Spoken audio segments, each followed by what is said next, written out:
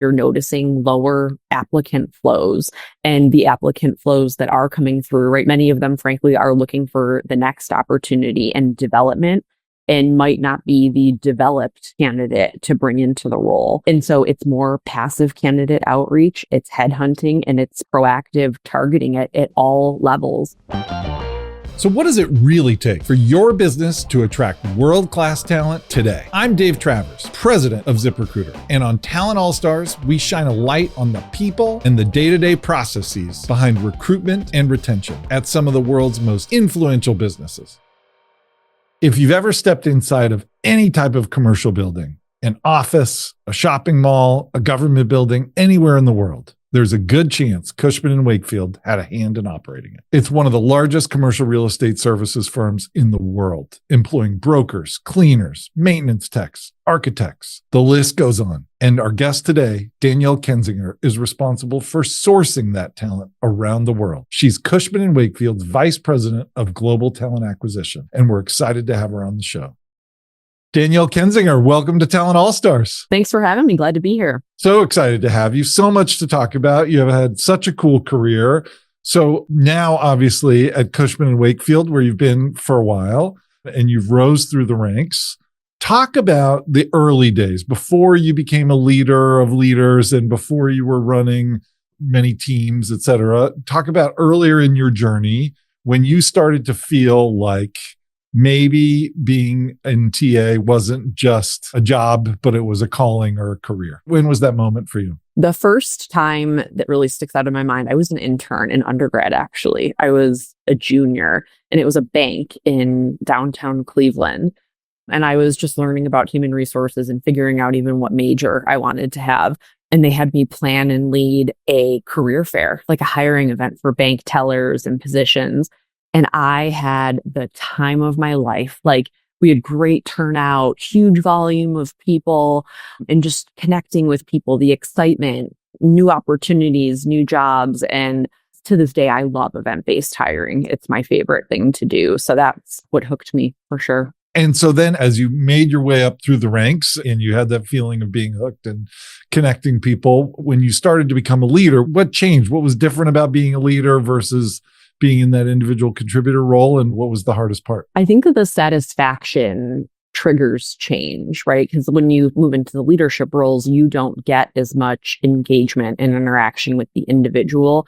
You're not talking to the person who is super excited about this career change or new path that they can take. You're dealing more with infrastructure and processes to set the recruiters up to do that. And so you kind of shift from getting your energy from the candidate to getting your energy from your recruiters and your hiring managers.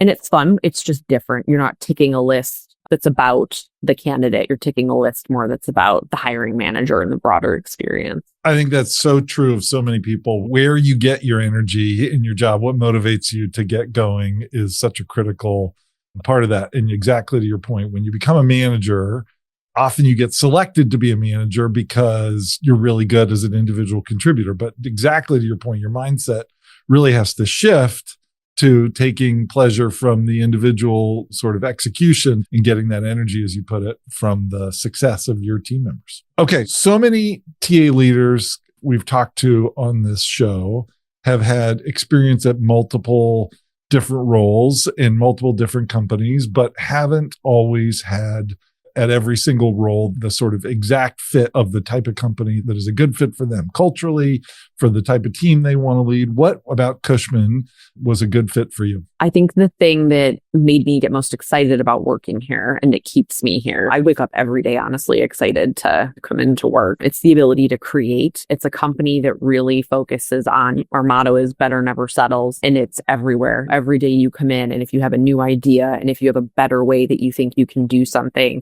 there is an infrastructure across every department to express those ideas, collaborate with others.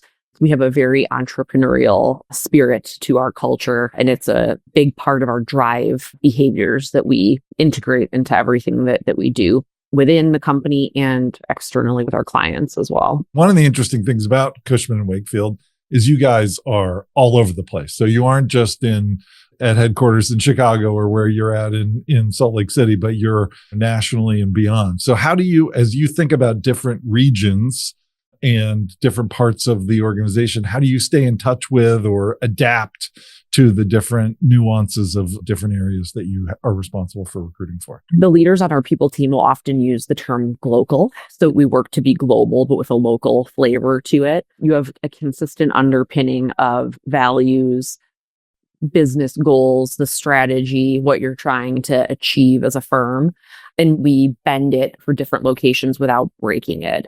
So in TA, what that means for us specifically often is creating process flows that follow what you want for your hiring manager experience, what you want for your candidate management experience.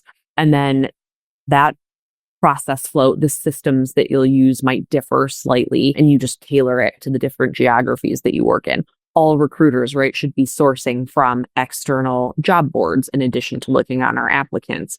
Which job boards those are, right? In India, it's Naukri. It's Job Street in Southeast Asia.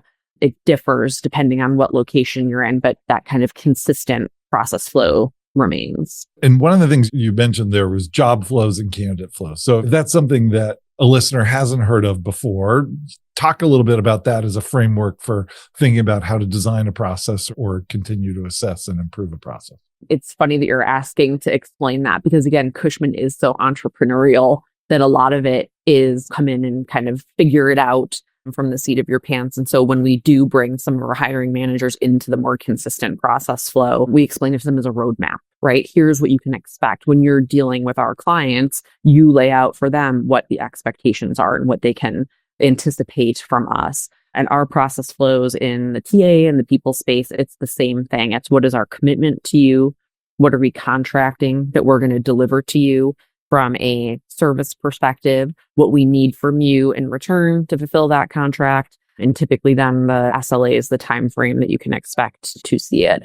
And it's important that we have that because when you're working in TA, you have so many different parts of the relationship. You have the hiring manager, you have your recruiter, and you have the candidate. And if everybody doesn't know where they're moving or where they are in that process, that's where you create the discomfort. That's where you lose candidates, where you have frustrated hiring managers, and it just doesn't lead to that perfect hiring experience that you're looking for. I love that. And one of the things I want to double click on there, you talked about both timeframes and SLAs and what service level people should expect. Talk a little bit for somebody who hasn't thought about how to get faster, what the appropriate level of speed is. How do you think about what is an appropriate time frame? How do you even begin to assess? Are you moving fast enough? Is your time frame nimble enough for today's talent environment? When I actually first started here, we kind of had a consistent process flow and SLA that we were using for all of our hires. And I can take no credit for this. My leader that I report into, Heather Rickard, I'll give her a shout out for it being her idea. When I joined, she was talking a lot about this concept of talent segmentation. And we hire a wide range of talent segments. Cleaners are integral to our business and a lot of the services that we provide to clients. And then brokers, right? Again, integral to a lot of the work that we do. The way you will recruit those two talent segments and then everything in between early in career, your skilled tradespeople, it's different. And so for our cleaners, that cycle can tend to be quite fast. A need will arise, a new client will come on board, and it'll be event-based hiring. We'll host an event. You'll have 60 people show up. Boom, boom, boom. You're hiring on the spot there in many cases. Brokers or other strategic hires, account directors, positions like that. It can be more of a courting relationship, right? You're market mapping, you're looking at who's out there, calibrating with your hiring manager. What's the talent that we want to go out there and get, the candidate profile. And you might need to talk to somebody for 2 years and just send them notes and really cool things that we're doing here. And this is why Cushman would be the place for you. And so we kind of have it broken out by that. But recognizing the different needs of those candidate pools, I think, is definitely the key to success with that. Absolutely. And so how do you even decide when it comes to thinking about different candidate pools? How do you decide whether you have fundamentally 10 or 2? What is it that makes you think, you know what, we should treat this as an entirely different candidate pool where we think about What's the SLA? What's the time frame? What's the flow for that pool? I think it's listening to the recruiters. And we've evolved this as we've gone along in terms of which processes we break out and create. And you'll hear it. I really like to connect with the recruiters on our team and stay close to the folks who are at the front line there. And they'll tell you, this isn't working for me. My candidates aren't applying for our jobs. There are language challenges. There are technology capabilities. And then that's when you start to think, oh, well, if we did this instead, that would make it easier for you, wouldn't it? And before you know it, again, part of why I like my job here, you've created something that works better for candidate, business, and gets the individual in the door and generating revenue, which is the goal at the end of the day. So you talked about getting the feedback from recruiters and using that as the signal that something needs to change or we need to double down on something. As you think about what recruiters needed to be 2 years ago versus what they need to be 2 years from now, what changes are we in the middle of, and how does that affect what recruiters need to be able to do and what sort of skills they have? I think that you can feel the skills shortage happening. You can literally feel it. And it's interesting because there are a lot of articles about how like AI is coming in and replacing jobs. We're definitely on board with using technology here at Cushman. We have a fantastic technology department. And so we are integrating AI into a lot of work, but a lot of our work is relationships. It's people, it's seeing the human, the person. And so the way that we have to go about and attract candidates is very different. You're noticing lower applicant flows, and the applicant flows that are coming through, right? Your active candidate searches, many of them, frankly, are looking for the next opportunity and development and might not be the developed candidate to bring into the role. And so it's more passive candidate outreach, it's headhunting, and it's proactive targeting at all levels. And because those active search candidates might not be the profile of what you're looking for, you have to bring your job to the candidates and where they are, because they're not looking for you. You're the one looking for them. I think those are the main shifts I think I felt in the past couple of years. I think so many people in TA and beyond are being asked by their boss and their boss's boss these days, what are we doing to leverage the evolving power of AI?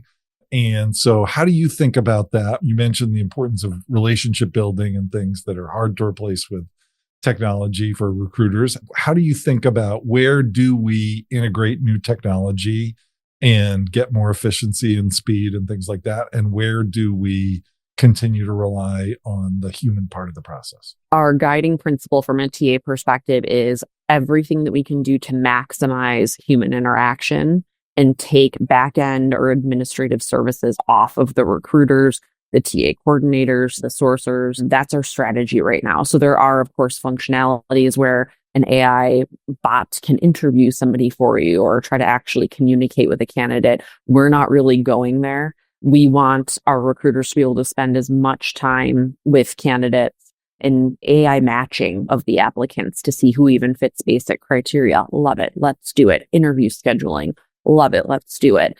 But more of that face-to-face interaction. I'll give you an example. I was at lunch with one of our recruiters, and she was talking to me about her day yesterday and about this candidate she talked to.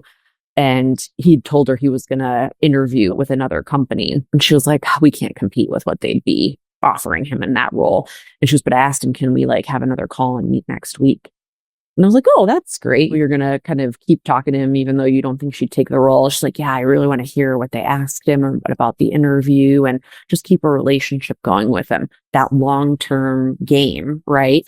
That they'll have time to do if AI can take some of those other tasks off of them. So that's what we're really shooting for. I think that is the thing about the back office and what's the toil, what's the sort of administrative duties as you were describing them that can be reduced so you can focus more of your team's time on the high value tasks. That is pure gold if you can use technology to make that happen and take away the bad half of people's jobs and get them able to do more of the good half or the higher value half.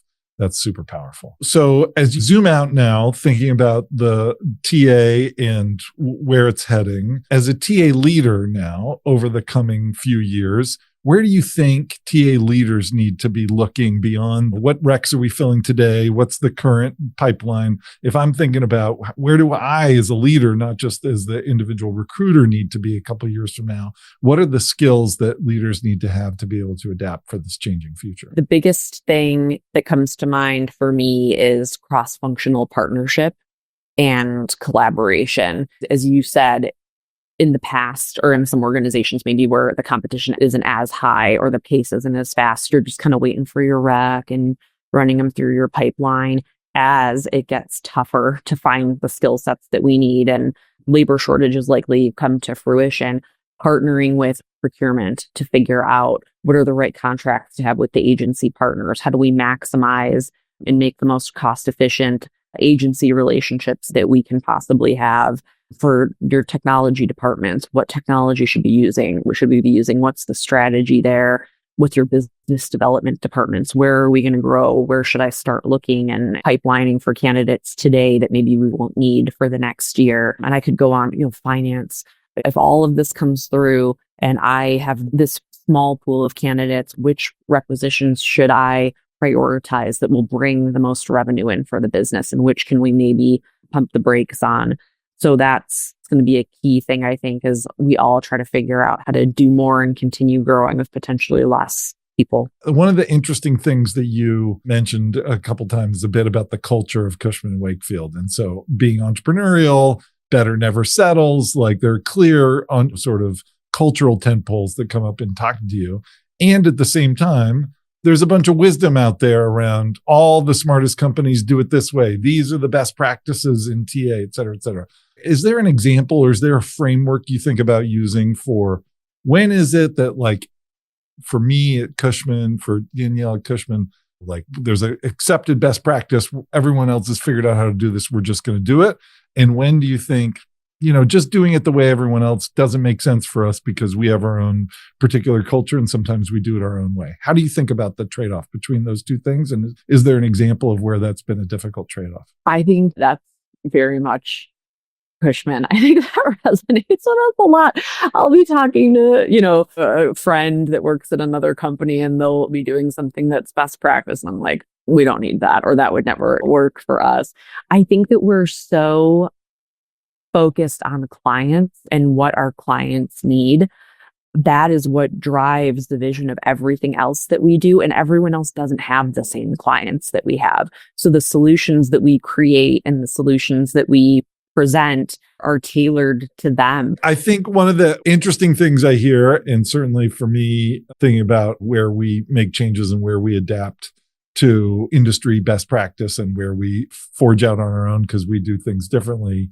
I think one thing that is an interesting litmus test, as I hear you talking about, is I envision myself sometimes thinking about at the meeting where we're announcing this new product or new practice. And I try to envision the 5 people I care about most in the room who know the company. Are they going to be saying, oh, thank goodness we're finally doing this? Or are they going to be rolling their eyes saying, oh my God, I can't believe this is happening? And thinking about who's the audience and the core stakeholders often when deciding whether to adopt industry best practice or whether to forge out your own way and do something that fits within the Cushman and Wakefield method is often a really valuable way of thinking about that. Okay, we always end these episodes with a lightning round. So I want you to envision that you're visiting headquarters and you're grabbing a cup of coffee in the kitchen and the CEO walks up to you and says, hey, Danielle, I was just thinking, as we think about the talent we need over the next couple of years and all the things that are evolving in our business, what is the smartest way for me to evaluate the performance of the TA team over the next year or two? I think the first one would be your either vacancy or your staffing rate. And I think a lot of companies focus on things like time to fill and how many you've actually hired per recruiter. They're valuable, but if you're the business leader, I want to know, are you actually filling up my cup? You could be filling 10,000 roles, but if I'm only 50% staffed, we have a problem there. So I think staffing and vacancy rate is one. And then another, I would say, would be source of hire. You want to know where your candidates are coming from. Is it a lot of boomerang hires, right? Is there something that's attracting people to come back? Are they active candidates, passive candidates? And I think that's really important to figure out the health of your recruiting and your overall staffing strategy. Yeah. So double click on that boomerang idea, because nothing gets a CEO more excited than hearing that somebody's gone out, seen the real world, and come running straight back. Like, how do you think about that as a measure of success for your team? I think we love boomerang hires. We do it a lot. And a lot of the companies I've worked at have done the same thing. My 2 previous employers as well. People are people and they need different things at different times. And if somebody needs to step away and get a new experience or have a different set of parameters around a job that fits their life better, those things change and they'd like to come back and they bring back that new knowledge and what they learned when they left. It's a great strategy. It's a great approach. It's a great way to tap into talent that already knows your culture and your organization. So slower onboarding time as well. Okay. One last lightning round question. Same scenario. CEO walks up to you. You've got 60 seconds or so. And CEO says, "Hey, Danielle, one of the most important things I do in my job is interviewing and figuring out who should get the next big promotion, who should be the next new executive that we add to the team or new candidate we bring in from the outside. You're the expert. Like, give me your best tip. Help me become a better interviewer." What would you say? Interviewing for skills instead of experiences. I think one of the biggest struggles that we're going to face again as the labor shortage comes through, you're looking for the person who's worked in this specific job and had this specific career path. And you're missing out on a whole group of people who likely have the skills that you're looking for. Their experiences maybe were just a little bit different. And we're working to try to make that shift here, skills-based interviewing, hiring, rather than focusing so much on the experiences. Danielle Kensinger, the VP of Global Talent Acquisition at Cushman Wakefield. It is clear why you're a talent all-star. Thanks so much for taking the time to chat with us today. Thank you. Thanks for having me. That's Danielle Kensinger, VP of Global Talent Acquisition at Cushman Wakefield. We'll drop her LinkedIn profile in the episode notes. And don't forget, Talent All-Stars is available wherever you get your podcasts. Just search Talent All-Stars and hit follow to stay up to date. I'm Dave Travers. Thanks for watching Talent All-Stars. See you next week.